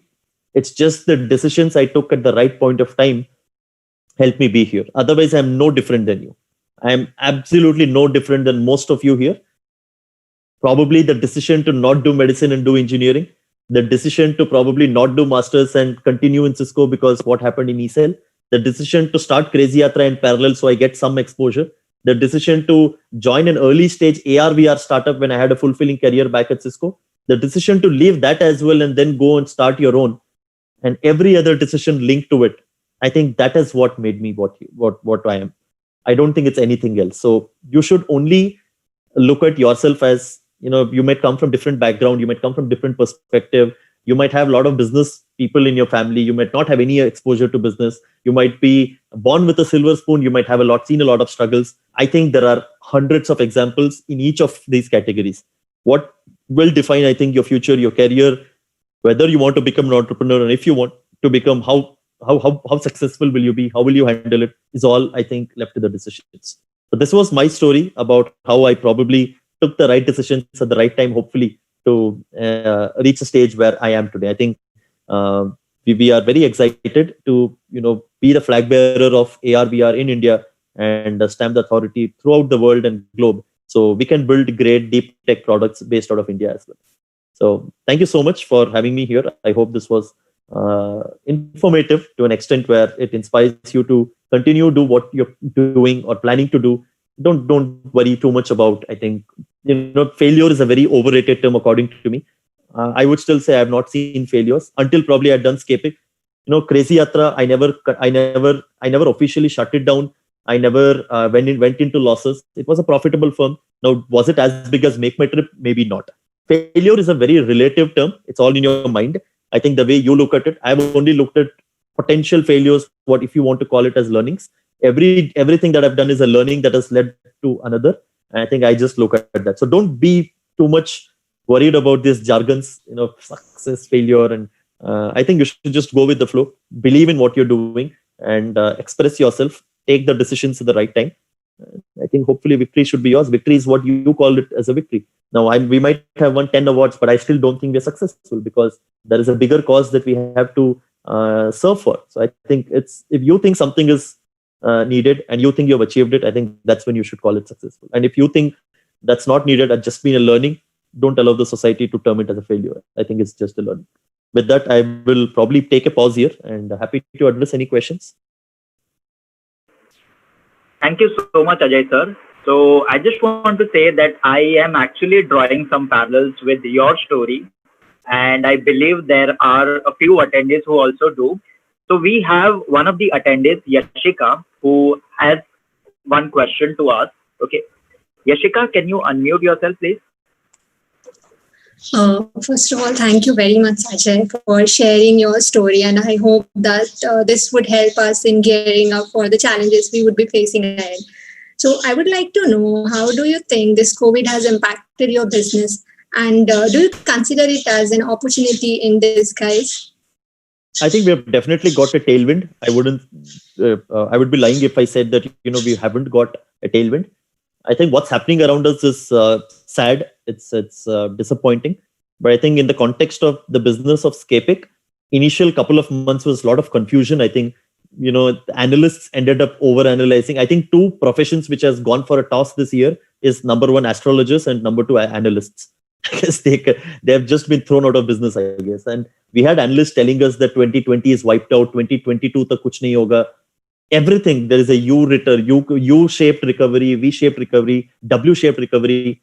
We are living in uncertain times, and I think it's mostly caused by external things. I think within, we should just continue to believe what we're doing. We have not changed. Luckily, touchwood, we had no impact in terms of having to let anybody go off or had to reduce their salaries. We are continuing in full force. In fact, we hired a couple of people as well recently. Because what we do is in the lines of digitization, which is 3D augmented reality and virtual reality, comes as part of digitization, and we hugely work with e-commerce. I think we have got a tailwind. The simple example for that is every e-commerce company today needs to list products, be it Flipkart or be it Myntra or Jabong or Amazon. There are, I think more than 1 million e-commerce companies, I guess. Now, each of these e-commerce companies needs to list products. There are two, I think, advantages because of COVID that we have got. One, e-commerce companies itself has got a lot of business because of COVID, because people who used to go offline and purchase in retail store are now resorting to purchasing it online. It's not that e-commerce was not. Even if e-commerce was there, I think not many of us would want to purchase something like a furniture or a bed or a mattress online. You would rather go physically see it, feel and touch it, and then purchase. Now, most of them are forced to buy online because of the pandemic. That's number one. So that's the, I think, advantage the industry itself, the e-commerce industry itself has got. Number two, the e-commerce industry is also struggling to list products because these are ultimately physical products. And how do you list them in your catalog? You need to put images. And how are these images done? These images are shot in a studio. Now, how do you physically transport an object to a studio, get a physical photo shoot done, and then list it in e-commerce? You have to understand that e-commerce purchase is still online, but the entire process behind it is still offline. There are physical people delivering it. There are physical people taking photographs in the physical studio and then putting it on your e-commerce place. So that's where Scapic comes in on the second part. Now, people have moved from offline to online. That's great. Now, e-commerce companies are struggling to give that experience which an offline customer gets. So with our solution, if you are buying probably a mattress or a bike or whatever object is it, instead of looking at images, with Scapic, you can look at a 3D model of it. And using augmented reality, you can open your phone, place the object right in front of your, in your living room or in your garden, and look at it as if it's exactly present in front of you. What if the furniture you want to buy is in your living room through the mobile camera in the same size, exactly how it would look when you are actually visiting a physical showroom? That's the difference that we have been able to add using 3D and augmented reality. Now, that solves two things for e-commerce companies. One, convincing their customers about what the product is all about so that the returns are lesser, conversions are higher, and the engagement is better. Number two, they don't need to do physical photo shoots because we have built an AI-based solution which allows e-commerce companies to create beautiful looking, high quality images from 3D and augmented reality without doing a physical photo shoot at all. So if you go to probably a flipkart.com, and I think we worked with Flipkart extensively during the pandemic, where most, I think, of their products which were listed were not physically shot. These are artificially generated images using AI, 3D and augmented reality, all by a machine. No physical transport, no physical studio, nothing. So that way, I think we have simplified ability of e-commerce to list products online. And once they are listed, we have also enabled customers to buy it online by bridging the gap between a retail offline purchase and an online purchase. So pandemic has, I think, made our existence even more, I would say, strong. Earlier, AR, VR or 3D would have been looked at as good to have. Now, slowly, people have started to look at must have.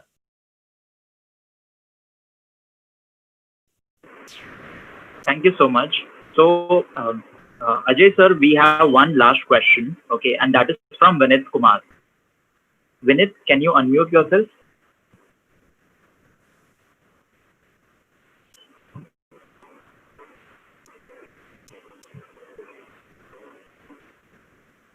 Vinit Kumar?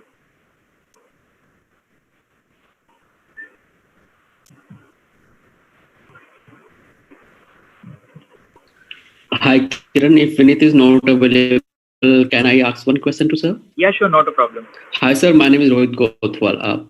I have one question. Like, I have seen your website, like you are working with the e-commerce, like you are working with the real estate as well.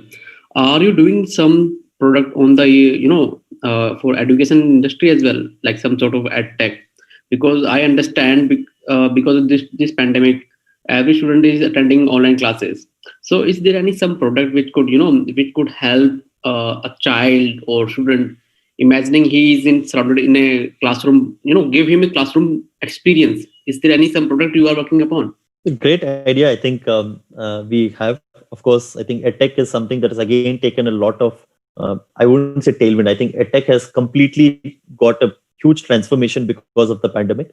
And we have been working with, I think, a couple of, one of the biggest India's EdTech companies. And we have already partnered with them to bring 3D and augmented reality as part of classroom teaching, which is when I am sitting somewhere here in some place and talking to you using a Zoom call or a Meet call, and I have to explain you certain things. How do I do it? I don't have a blackboard. I don't have physical things to show you. So I think the content itself for education is being transformed by the use of 3D and augmented reality, which is instead of me talking about a molecular structure, what if a 3D model of a molecular structure appears besides me and that animates, and then that appears in AR as well, where students can see it. think about lab simulations. Now, all the lab experiments, what if you can do it in web and 3D and AR, making it very interactive, making it very immersive.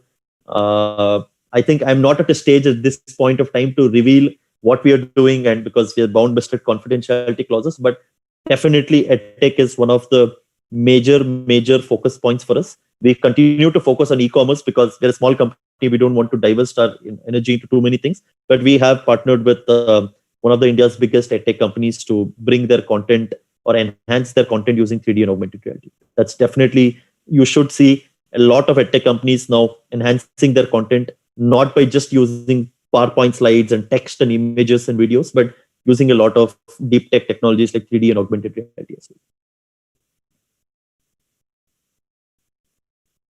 well. Sure, sir. That's so good to know. Like you are coming up in the EdTech product as well. Kiran, you there? Yes, Rohit. Yeah. So, Ajay sir, as we know, you have a personal errand to run too. So, like with a heavy heart, we have to bid you adieu as of now. Okay. And apart from that, like I just want to apologize for the inconvenience that was caused due to the technical issue. Yeah. So I would like, yeah. So now I would like to call upon Rohit from E-Cell NITIE to give you a vote of thanks. Hello, sir. I'm really thankful you took out time that one Sunday and chose to spend it with us, having our audience, college audience, and over the Zoom call on YouTube. And it was really, good how you had started with a travel company, working with Cisco in parallel. Then you started exploring other ventures as well. I totally understand, working in AR, VR space, that too in a country like India, where, we are not ready yet.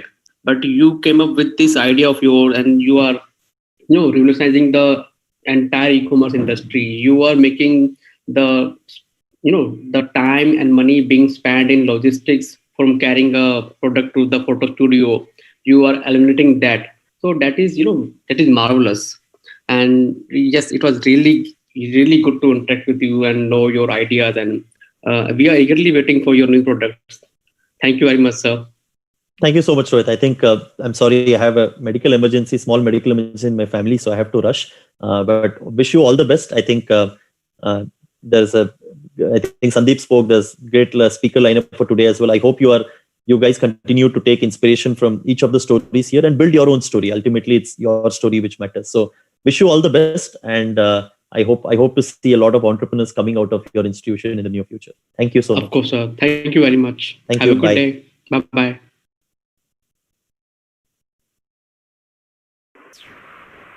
Yeah. So next up, we have a founder and entrepreneur who has a vision to become India's #1 cab company in customer satisfaction by 2025, and is none other than Mr. Dhruvam Tacker, the founder of the Smart Taxi company. Over to you, sir. Thank you, Kiran. Hello, viewers, and thank you, Navneet and entire team of NITIE for inviting me onto this platform to deliver a session. More of it is kind of a privilege. I would say it is more of an emotional journey for me. It was always my dream to be educated from this institute, but I could not get a chance to educate from that. The journey actually, as most of my founders, when I was listening to Sandeep, I was listening to Ajay, and so they were talking about deep techs. It was all about technologies. Now, when it comes to the smart taxi and when it comes to us, it is all about customer experience. It is all about personalized touch. So the main thing, if I talk about my journey, since that is the topic about my story, I'm right now 34 years old, standing in front of you, straight from Ahmedabad, Gujarat. So it's all started, like in 2010, and the first failure when I saw in my life, because you have seen the people, you've seen the founders, those who were speaking in front of you. They were very much educated. They got opportunities to work in Silicon Valleys. They learned a lot of things from me. But if I talk about myself, I failed in 12. So that was the first failure. I could not enter into engineering. I wanted to study with NITIE, but I could not make it because of 12th failure. From there on, life keep on changing, and finally, somehow based on my 10th percentage, I joined diploma engineering. I completed that by securing silver medal into it. And from there on, I got campus placement and I got placed in a multinational company. So I worked there for 5.5 years.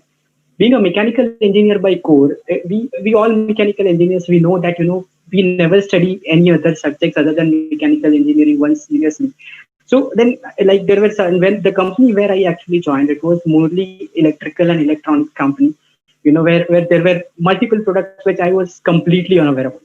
I've studied that in a books, but it was when I saw in a real, I absolutely, got surprised. That was the first challenge which I overcame. Life kept on throwing me challenges and I kept on overcoming it. Coming to share a few of my backgrounds, I'm very much connected with Indian music, because whenever I have a time, I found myself, I always prefer to give me time to myself. Indian music is something which always inspires me. Secondly, if I talk about, I love to talk to myself. So then some of the time, whenever I feel that, I have very stressful day, this is the best place. A swing is the best place for me, where I just go, just swing it on, and then I keep on chatting with myself for 20-25 minutes. That is actually a healing therapy for me. Coming to my family, we were actually same like other founders, in a very lower middle class family, where my father was the only bread earner for our family. He worked for a government organization. 4 or 5 generations in our family, nobody has entered into entrepreneurship, and I was the first one to jump into it. Now, when so as all the founders might have faced their difficulties, but for my case, whenever I have never disclosed myself that I'm going to quit my job and I'm jumping into entrepreneurship, that also a car rental company. Now, this concept I was dreaming in 2012 when I used to ride, in multiple corporate organizations. When during the business travel, I used to book a cab. That point of time, there were multiple incidences happened. It was bad. So because of that, I always wanted to see that how I can make these things better for the people, so that whenever they ride, whenever they feel, or whenever they execute or they travel, during that they do not face any of the difficulties what I faced. This was the only simple reason with which I started the company. Now, coming to the 2012 was the year when I dreamed first line, that was a cab which is offering hospitality like airways and features like well-starred hotel. So this is something new. So as soon as people they heard about a cab, always we all consider about a very popular app-based company, cab companies, which you all might be using day in and day out in your life. That is, 2 companies are there. Both of them, people started comparing us like another model for those companies. But we were actually trying to establish ourselves entirely into a different version, and our core focus was on quality. And that stands even today. So it was very hard for me, to just jump into the market, to cater to the audience, to position ourselves. And I was not having any business related, like education in terms of whatever the thought processes I was carrying in my mind. I just pushed that, I just implemented that, and I just jumped into this market without thinking any of the things further. So to be very honest, when I quit my well-paid job, which was in my second assignment after working for 8 years in different companies, when I jumped into a startup entrepreneurship, there were multiple questions which I was not having any answer. मेरे पास कोई भी answer नहीं था. There's no काफी EMIs bounce होते थे, मेरे पैसे की काफी दिक्कत रहती थी. These all things were actually there when I started my entrepreneurial journey. But with all these questions carrying in my mind and carrying on my shoulder, I just jumped into this question. So then at that point of time, as I already said, there were multiple people, there were multiple well-established players with very deep technology, with very deep fund. Okay, and I can literally say that I was the face of the company at that point of time, because I was the founder and I was the driver, I was the marketer. If you call to the smart taxi helpline, I used to lift the call and answer. If you booked the cab, I used to go and just drive. So that is how the company started. We started with the market research, and slowly and steadily we just kept on moving on. Now, what the smart taxi corely does and how it does differently, let me just share something few about it. We mainly actually, as I already said, in a single line, we are a cab which is offering hospitalities like airways and features like well-starred hotel. So whenever you book a ride with the smart taxi, we always focus on customer experience. Starting from water bottle, Wi-Fi connections, Amazon Kindle, magazine, newspapers, Ferrero Rochers, flower bouquets, fruit baskets, cold drinks, everything you can opt for whenever you book for the smart taxi. Starting from a basic sedan till premium luxury cars, we have everything in our segment. So this was the dream which I was carrying when I started in 2016. The first dream on 2012. So it took around 4 years for me to actually get enough courage and decide by myself and make it clear कि यार कुछ भी हो जैसे भी हो लेकिन if I will jump, even though if I will fail, I'll again rise. Then even if something is not right, I'll make that right and then I will try. So this is how the company started. First 90 days, we were not having absolutely zero booking. There was no booking at all. There was no revenue, nothing sales. Already EMI started bouncing. Financial constraints already started becoming tougher and tougher day by day. Many of the times, जैसे हमें दिमाग में काफी बार आता है कि शायद कभी भी ये लगता है that most of the time I also started thinking that the decision what I have taken is wrong. So then, but on the very next stage, on the very next phase of a second, I again moved back to the vision. What I saw that I wanted to build something which is very centric to the customer experience. That was the constant driving force, which has just always pulled me out from all these constraints what I was having, all this resistance, challenges, and everything, and we kept on driving on. So एक taxi से जब शुरू किया उसके बाद में जैसे जैसे कस्टमर्स की डिमांड बढ़ती गई we just started onboarding the cabs because I was not having any fund. Of course, you must be thinking that why I have not approached for the bank. I had approached for the bank, I have approached for investors, but there was hardly few who were able to believe in this concept and its survivability, its scalability. So all these factors were matter at that point of time, and finally we were not having anything to demonstrate. In the sense, सिर्फ एक गाड़ी, एक आदमी और एक company से कैसे काम चल सकता है? This was generally the comment what people used to pass when we generally started. So then I started connecting with the people because our quality service was our core, customer experience was our core.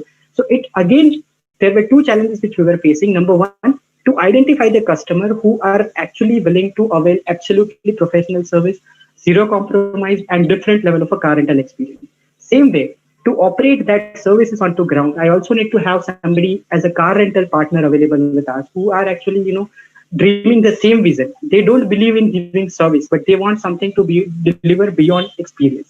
So these were the people who I was actually needing it. So I started screening to the people, I started approaching to them, and one by one, if we were screening around 30 members, hardly one or two get shortlisted, and then that is those who are the one who are still ready with the smart taxi.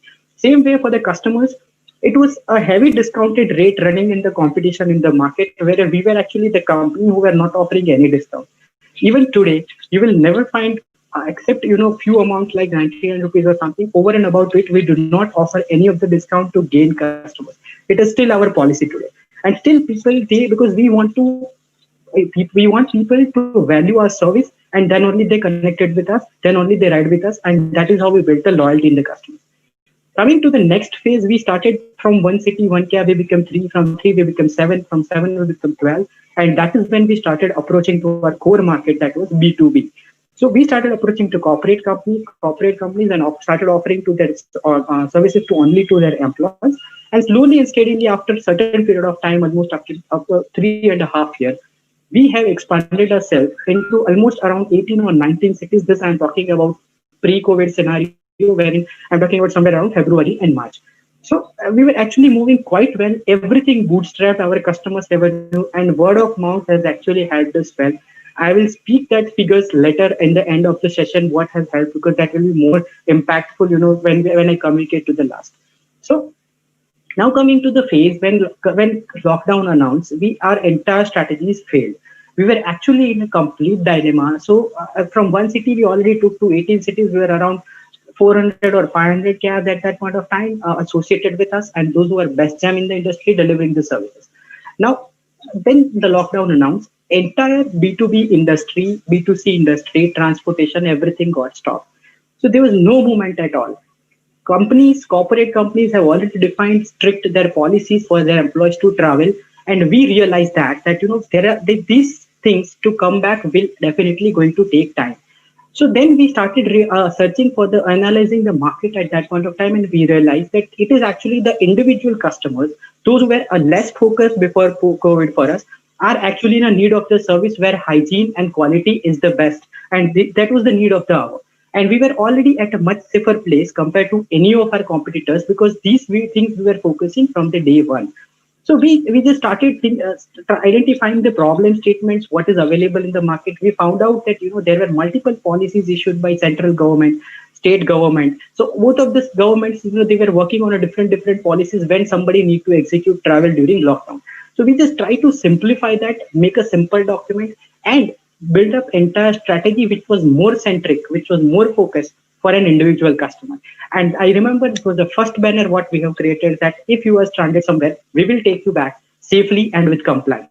We were the first, probably the first car rental company in India to do that, where we have not only provided cab to the people, but we have even assisted them in complying all the policies related to COVID during travel. So this was the first transformations what we have achieved. Secondly, we just focused on expansion. We started expanding because things were not moving. We got opportunities to analyze our own operation method. We identified waste from it, and we just cut that process short. And then finally, we end up into something which is optimum and very useful for the customer.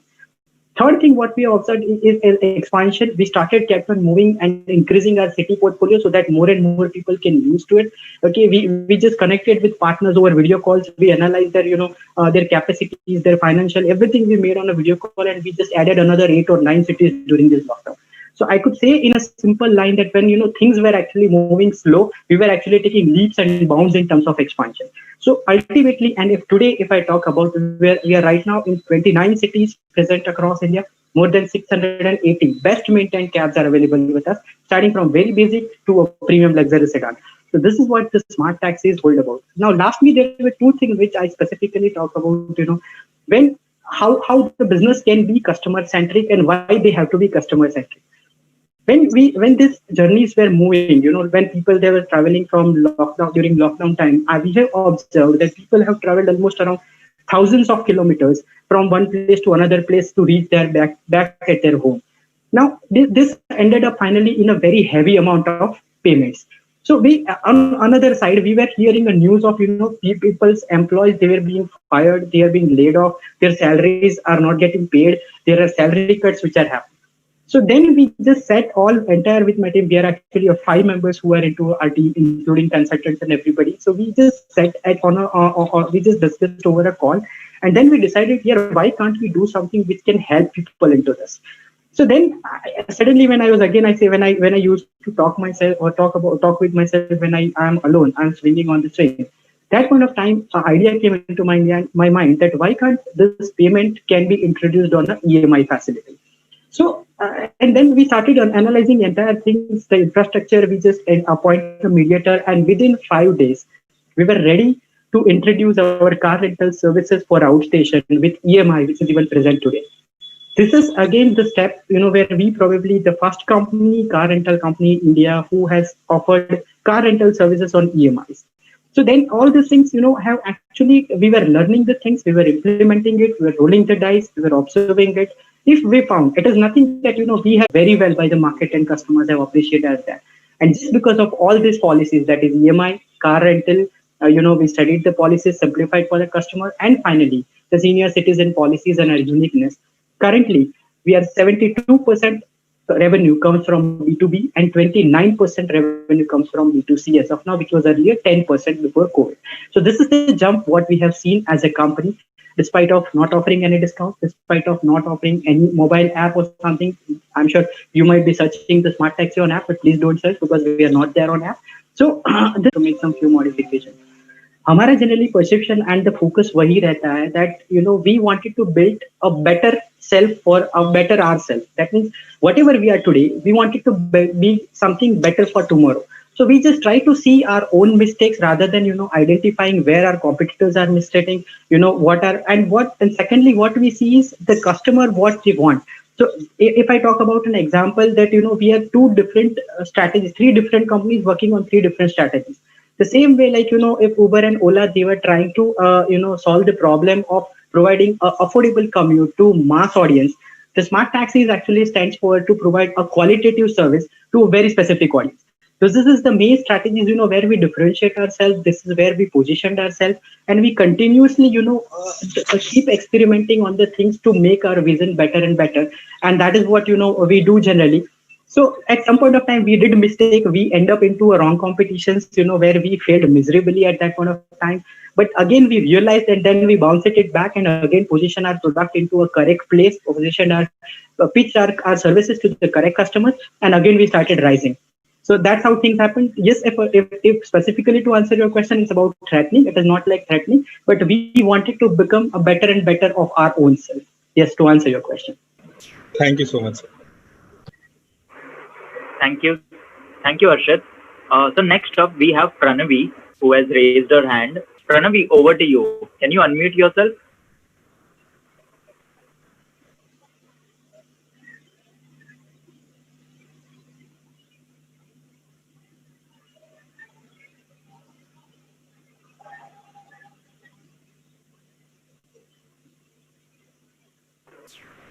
Pranavi? Hello. Yes, can you hear me? Yes, please. Yes. So, good evening, sir, and thank Good you for the insightful session. So, my question to you is, Each and every feedback important to us. So that is how the first experience, for boarding the first customer and riding with them. That is how it is. Yes.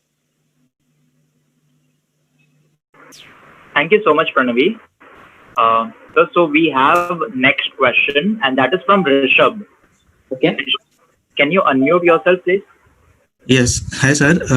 Hi, Rishabh. You said you don't have an app still, but now we see companies are trying to get more and more options to receive customers to their end. And don't you think introducing an app would bring more opportunity for customers to book a service? And don't you think this is restricting more customers? What's the thought behind not launching an app? Okay. See, I just share this in a very, very simple example. There are two smartphone companies available in India. Okay. Why I'm giving a smartphone as a specific, because I do not have anything to market here, but I'm just because it is more relevant, because the smartphone is something which we use in day in and day out life. There are two smartphone companies in India. One company is actually, making the smartphone with the sales at a 10,000 rupees. They have a very mass audience and, a very, very more number of volumes and sales. There is a second company, which put his smartphone and introduced the smartphone starting from 60,000 rupees and above. Okay, I'm not naming any of the companies because I don't want to end up into that area. But what I'm trying to prove the point is, see, whenever the company started or whenever it's a founder seeing a vision, it is very clear from the day one that what direction he wanted to go for. If I talk about the smart taxi being a company, we wanted to remain focused by serving, to very specific clients, those who are actually looking for a very professional service. And you will be surprised that whenever we do a client survey, people are actually, preferring more to book the smart taxi because of we are not on app, because of our manual interface. The same example, if I talk about, even we have a 24/7 helpline on which people, they generally call and they book the smart taxi. So when people, they call onto our helpline, generally on a normal scenario, if you call to any of the customer care helpline, you will be required to press either 1, 2, or 3 to define your language preference, 1, 2, or 3 to define your query preference, and then finally after 6 or 7 minutes or 8 minutes, you will be able to connect to somebody who is a real human. The same way, if I talk about the smart taxi, as since it is all about technology, what we believe that if a customer is dialing a booking helpline and he is actually in a very good need to get his query addressed the fastest, as fast as we can. So what we have done is, instead of putting 1, 2, 3, whenever you dial a number, within 5 seconds, call will get connected to executive directly. So this is the human touch. This is the personalized things what we wanted to achieve. Now, finally, so that is the reason, why we have not thought of going to application as of now. But yes, in coming days, we already have a plan because it was a COVID. So we just slowed down a bit. And that is the reason now we are bouncing it back. So next year, definitely you are going to have an application which will be more simple, more, user friendly, and again, very accurate, very apt, and very simplified way. But again, I would like to highlight that still our core will also remain to focus on very specific audience, because we never believe in serving 1,000 rides per day and delivering, putting the mass in terms of a purpose of the company or in terms of a quality. But we actually believe in giving 10 or 20 or 50 customers service which actually can create a memorable experience for them, so that they further can promote ourselves to further 50 or 30 customers. And that is how we have grown. So that is all the whole strategies for the smart taxi even today, and that will remain continue in future as well. Yes, to answer any next question. Thank you so much, Rishabh, and thank you so much, sir. So I believe there are no more questions from the attendees. So I would like to call upon Mr. Rohit Gotwal in order to give a vote of thanks to all the speakers. Rohit? Yes, Kiran, I'm here. Yeah. Thank you, Rohit. Thank you very much, sir. Thank you from entire NITIE fraternity and E-Cell for taking out some time from your busy schedule and addressing the audience and the entire E-Cell. And it was really nice to know your story, how you had started, and your focus point, as in you are mainly focused on finding the problem faced by the customers and bringing them the best customer experience ever other cab riders can do. So it was really good to know. We do read a lot in our MBA, like what are the key points of a business and what should we focus upon. And having hearing you for this story session, I really got to know like whatever we read about the customer experience and problem statements and other things. Like you have solved each and everything that we have had learned with your unique style of finding out problems and giving solution, giving the best customer experience, starting with just one person, and it is yourself. I understand this entrepreneurial journey is very it's really sometimes become hard. Even when I had started my entrepreneurial journey, even I was wearing many caps. I was the driver, I was the analyst, I was the one who was going to the pitch the product. So yeah, it's really inspiring to know how you had started with just one person, that is yourself. And it would be really see if you are expanding to Delhi answer as well, because we really need some good experience cab aggregators just like yours. Thank you very much, sir, and we are blessed to have you in this event. Thank you very much, sir. Thank you, Rohit. Thank you, Kiran. Thank you, Navneet. And just to answer your last thing, what you said, we are already available in Delhi NCR. So you can just feel free to reach out to us on our booking helpline. I'm sure people will be able to help you out. Thank you so much. Sure, sir. Sure, sir. Right. Thank you. Thank you, Rohit. Thank you. Thank you, audience. It was nice talking to all of you, and thank you for joining us.